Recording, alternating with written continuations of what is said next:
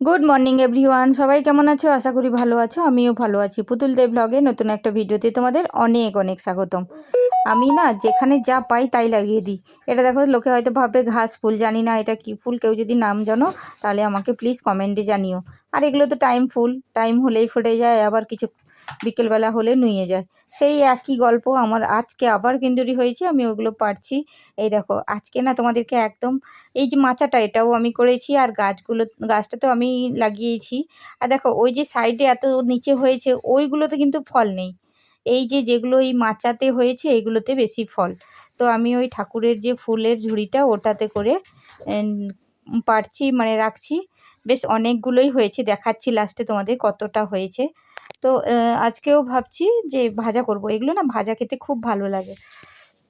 আমি কিন্তু আমার ছেলেকে মানে সবজিতে খাওয়ানোর জন্য আমি মাঝে মাঝে দু একটা করে চাউমিনেও দিয়ে দিই। ও বুঝতে পারে না, যেহেতু চাউমিনটা ভালোবাসে তো ওই জন্য খেয়ে নেয়।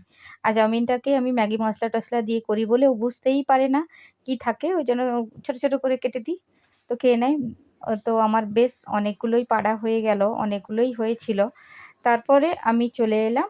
উম, আজকে না ভাবছি মশলাটা করে রেখে দেবো, তাহলে রাত্রেবেলা বের করে রান্না করতে সুবিধা হবে। ওই জন্য এখানে আদা, রসুন, পেঁয়াজ, কাঁচা লঙ্কা সব আমি পেস্ট করে নেব। তো আমি এইখানে বসে মশলাগুলো ছাড়াচ্ছিলাম, হঠাৎ এইখানে আমার কাঁঠালটা রাখা ছিল এই শেলফটাতে। তো যখন দেখি যে কাঁঠালটার একটা কেমন একটা গন্ধ আসছে, যখন একটু দেখি কাঁঠালটাকে হাত দিয়ে, তো পেকে গেছে, ওই জন্য আমি ছাড়িয়ে নিলাম। আর কাঁঠালটা না আমি ভয়ে ভয়ে কিনছিলাম যে কেমন হবে। না, বেশ ভালো, বেশ ভালো ছিল। এই ছিল আমার ভিডিও। চলো টাটা।